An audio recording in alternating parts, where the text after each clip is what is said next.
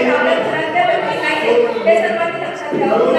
कुणालाही जाता येता निमंत्रण देऊ शकत नाही. पालकमंत्र्यांचा प्रोटोकॉल वेगळा असतो, त्याच्यासाठी कार्यक्रम पत्रिका तयार करावी लागते आणि हा कार्यक्रम आम्ही प्रशासनाने आयोजित केला नसल्यामुळे हा अध्यक्षांनी वैयक्तिकरित्या आयोजित केला असल्यामुळे त्याच्यामध्ये आम्ही पालकमंत्र्यांना बोलू शकत नाही. पालकमंत्र्यांना सर एक मिनिट ना, पालकमंत्र्यांना जेव्हा बोलवायचं असतं त्यावेळेला जिल्हाधिकारी कार्यालयाला सांगावं लागतं, तिथं प्रोटोकॉलनुसार कार्यक्रम पत्रिका तयार होते, तिथं त्यांचा दौरा तयार होतो आणि मगच ते येतात.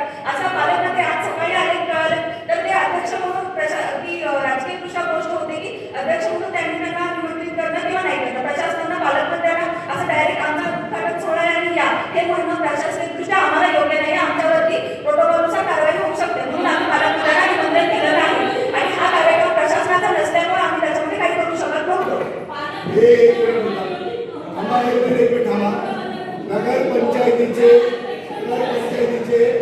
नगरपंचायतीचे अधिकार आहेत. नगरपंचायतीचे अधिकार आहेत. तुमचं बोललं झालं. नगरपंचायत थांबा, याच्यावर बोलते. नगरपंचायतीचे अधिकार आहेत. नगरपंचायतीचं कोणाच्या हस्ते भूमिपूजन करावं आणि काय करावं आहे की 2 मिनिट थांबा ना. पुढे माझं बोलणं पूर्ण नाही का? माझं म्हणणं, माझ्या शहरामध्ये मी नगराध्यक्ष झाल्यापासून किती उद्घाटन झाली, मला बोलायचं होतं, मला बोलावं लागतं.